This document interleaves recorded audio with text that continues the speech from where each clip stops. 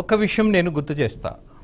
ఇవాళ తెలంగాణ సాధించిన తర్వాత 10 ఏళ్ళు పాలించిన తర్వాత బీఆర్ఎస్ పార్టీ సాధించింది ఏంటి అని ప్రశ్నిస్తే ఒక కాళేశ్వరం, అలాగే మిషన్ భగీరథ, అనేకమైనటువంటి ఇలాంటి ప్రెస్టీజియస్ ప్రాజెక్టు పదే మనం చెప్పుకున్నాం, చర్చించుకున్నాం, లోపాలున్నాయని బాధపడ్డాం. ఇవాళ మీ పార్టీ వచ్చిన తర్వాత ఇవాళ మేడిగడ్డ అదొక బాధాకరమైనటువంటి సంఘటనగా మారినటువంటి పరిస్థితుల్లో ఒకటి అడుగుతున్నాం మనం. సుందరరాజు గారు చెప్పండి సార్. మిమ్మల్ని అడుగుతున్నది ఒకే ఒక ప్రశ్న. ఇవాళ ఉన్నటువంటి పాలకపక్షం కూలిన మేడిగడ్డకు కారకులు ఎవరు అని అడుగుతున్నారు. అలాగే ఫోన్ ట్యాపింగ్లో సూత్రధారులు ఎవరు అని ప్రశ్నిస్తున్నారు. అట్ ద సేమ్ టైం భారం అవుతున్నటువంటి కాళేశ్వరానికి బాధ్యులు ఎవరు, బాధ్యత ఎలా తీసుకొని దాన్ని మొయ్యాలి అన్నటువంటి ప్రశ్న ఇవాళ ఉదయిస్తోంది. దీనికి మనం సమాధానం చెప్తే సరిపోతుందిగా. విపక్షంగా మీరు ప్రశ్నించాలి పాలకపక్షాన్ని. There is no doubt about that, no debate on that. I do agree. మీరు ప్రశ్నిస్తున్నారు, మీరు ఖచ్చితంగా ప్రజల పక్షానే నిలబడి ఇవాళ పాలకపక్షాన్ని నిలబెడుతున్నారనే భావిద్దాం. బట్ గతాన్ని తవ్వుతున్నప్పుడు మీలో ఒక ఉద్రేకపూరిత వాతావరణం వస్తోంది. Why it is sir? ఇది ఇప్పుడు మేడిగడ్డ కావచ్చు, ఇప్పుడు ప్రతి గవర్నమెంట్ లో ఇప్పుడు గవర్నమెంట్ ఉన్నప్పుడు కింద టెక్నికల్ స్టాఫ్ చాలా ఉంటారు కదా, వాళ్ళది ఏదో బిల్డింగ్ కన్స్ట్రక్షన్ లో పొరపాటు జరిగితే అది మంత్రులు ముఖ్యమంత్రి బాధ్యత చేయడం ఏంటి? మీరు దానికి ఏదైతే బాధ్యులో మీరు శిక్షించండి. You go head. ఎవరు వద్దంటున్నారు దాన్ని? ఎవరైనా ఆపారా? ఎవరేమన్నారు కదా. అధికారం మీ చేతులు ఉన్నది. ఎక్కడ లోపం జరిగింది ఏంటి అనేది వెలికి తీసే అవకాశం చేతుల మీద ఉన్నాయి కదా. ఈ బదనా మోపుడు ఎందుకు? మీరు ఇవాళ అఫీషియల్ గా ఉన్నారు గవర్నమెంట్ లో, ఏదో కన్స్ట్రక్షన్ చేపిస్తారు, అక్కడ ఏదన్నా చిన్న టెక్నికల్ గా ఇబ్బంది అయ్యి కూలిపోయింది అనుకోండి, దాని హోల్ గవర్నమెంట్ రెస్పాన్సిబుల్ తీసుకోరు కదా. Certainly there is something is happened that you take care of it. దాన్ని ఎవరు ఏమనట్లేదు కదా. ఇవాళ ఫోన్ ట్యాపింగ్ అంటారు. Let us know who is actual victim. ఏంటి? You go head. Power is in your hands. Power మీ చేతున్నది, మీరు ముందు పోమంటున్నాం కదా. దీనికి ప్రచారంలో లీకులు ఇచ్చి అది ఇది వీళ్ళు అరెస్ట్ అవుతారు, వాళ్ళు అరెస్ట్ అవుతారు. ఇప్పుడు పవర్ మీ చేతున్నది, చట్టం మీ చేతున్నది, నిజాలు మీ చేతులున్నాయి కదా. You get there is no పొరపాటు జరిగితే we are ready to face it.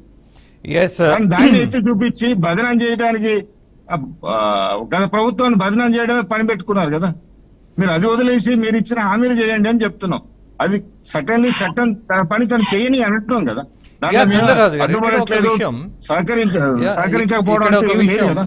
మీరు చాలా జెంటిల్ గా కొన్ని పొరపాట్లు జరిగితే దిద్దుకోవాలి, నిజంగా ఏదైనా అవినీతి జరిగి ఉంటే శిక్ష కూడా అనుభవించడానికి సిద్ధపడాలి అని చెప్తున్నారు. Fine, welcome. కానీ దానికి ఏమిటంటే నేను అడిగేది ఏంటంటే that leadership is not so responsible కదా. ఓకే, జరగచ్చు, పొరపాటు జరిగితే you have to take it action. అక్కడ అఫీషియల్స్ ఎవరు ఉంటారు ఏంటి అని ఈ డిజైనింగ్ ఇవన్నిటి మీద ఎవరు అఫీషియల్ గా సంతకం పెట్టారు? వీళ్ళు లీడర్స్ ఏం చేయరు కదా. వెంకటస్వామి గారు, అధికారం మీ చేతిలో ఉంది. విన్నారుగా సుందరరాజు గారు చెప్పింది. మీరు ఖచ్చితంగా ఏదైనా ఉంటే మీరు చర్యలు తీసుకోవచ్చు. It is most welcome. ఎవరికి అభ్యంతరం లేదని చెప్తున్నారు. వాదం అలాగే ప్రతివాదంతో కాదు, ఏదైనా ఉంటే నిరూపించండి, శిక్షించండి అని వాళ్ళు చాలా క్లియర్ గా చెప్తున్నారు. వెంకటస్వామి గారు,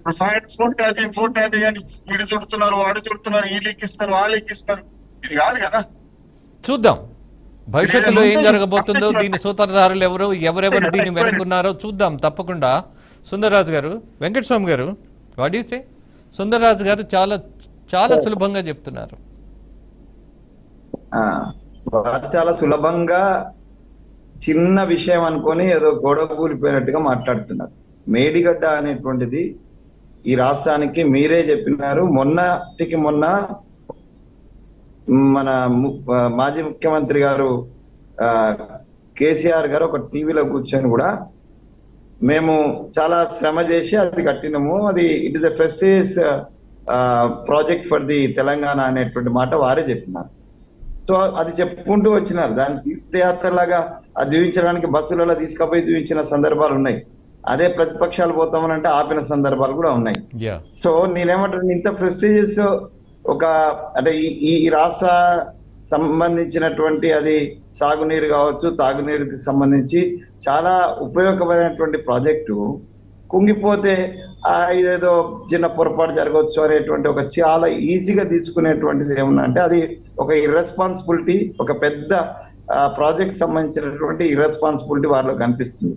సో అది మేము శిక్షకు సిద్ధం అని అంటే శిక్ష చేయడానికైనా లేకపోతే దాని మీద పరిశీలన చేయడానికైనా దాని పునర్నిర్మాణమా దానికి సంబంధించినటువంటి రిపేర్స్ ఇవి చేయడానికైనా నిపుణుల సలహా మేరకే వెళ్దామని చెప్పి మేము ఆ నిపుణులకు ఒప్పచెప్పినాము.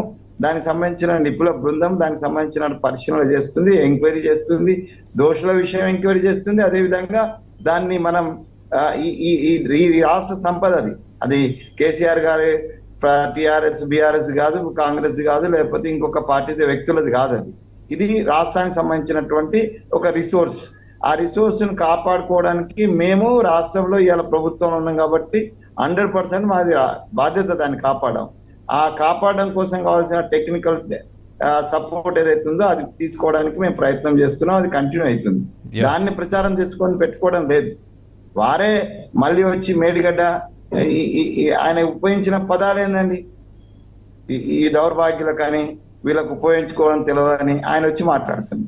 మేము అది నేను చెప్పకున్నా, మీరు చెప్పకున్నా, రాజు గారు చెప్పకున్నా, ఎవరు చెప్పకున్నా ప్రజలందరికీ తెలిసింది కదా అది కుంగిపోయింది. అది దానికి నిరర్థకమైనటువంటి పరిస్థితి ఉంది. సుందిల్ల కావచ్చు, మేడిగడ్డ కావచ్చు. సో ఇవన్నీ ప్రాబ్లమ్స్ ఉన్నాయనేటువంటిది బయటకు వచ్చింది కదా. అదేవిధంగా ఫోన్ ట్యాపింగ్ సంబంధించి చాలా ఈజీగా తప్పించుకునే ప్రయత్నం ఈ గత ప్రభుత్వ పెద్దలు ఎందుకు తీసుకుంటున్నారో నాకు అర్థం కావట్లేదు. నేనేమంటున్నానంటే పాలనా విషయంలో ఎవరిది రెస్పాన్సిబిలిటీ ఉంటుంది సార్? పోలీస్ ఎవరి కంట్రోల్లో ఉంటుంది? పోలీస్ అంతా కూడా రాష్ట్ర ప్రభుత్వ కంట్రోల్ ఆర్డర్ మన చేతుల్లో ఉన్నది కదా, రాష్ట్ర ప్రభుత్వ చేతుల్లో ఉన్నది కదా. మరి లా అండ్ ఆర్డర్ లో ఉన్నటువంటి పోలీస్ డిపార్ట్మెంట్ మన చేతిలో ఉన్నది కదా. ఈ పోలీస్ డిపార్ట్మెంట్ నియమాలకు విరుద్ధంగా పోతుందని అంటే దానికి లీడ్ చేస్తున్నటువంటి మంత్రులు, ముఖ్యమంత్రి గారు, ఉప ముఖ్యమంత్రి ఎవరో బాధ్యులు ఉంటారా లేదా? అది బాధ్యత వహించాలా లేదా? వాళ్ళందరూ కూడా దాన్ని సరిచేయాల్సిన బాధ్యత ఉండనే లేదా? అది మీ ప్రమేయం లేకుండా ఓవర్ ఉత్సాహంలో జరిగిపోయింది అని అంటే దాన్ని ఎంక్వైరీ మీ సమయంలోనే సరిచేయాల్సిన అవసరం ఉండేనా లేదా? లేకపోతే దానికి సంబంధించి ఫోన్ ట్యాపింగ్ బేసిక్ ఐడియాలజీ ఏంది? బేసిక్ గా ఫోన్ ట్యాపింగ్ అని అంటే అది ఒక permission, with permission of the concern authorities అది జరగాలి కదా. అథారిటీస్ ఎక్కడున్నారు? అథారిటీస్ ఎక్కడ పోయినారు? ఎందుకు వాళ్ళు చర్య తీసుకోలేదు? కాబట్టి బాధ్యతలో ఉన్నటువంటి ఇప్పుడు ఎట్లయితే ఈ మేడిగడ్డ రిపేర్ సంబంధించి మేము బాధ్యులమో ఇప్పుడున్నటువంటి పరిస్థితులు రిపేరే, లేకపోతే దానికి సంబంధించినటువంటి చర్యలే.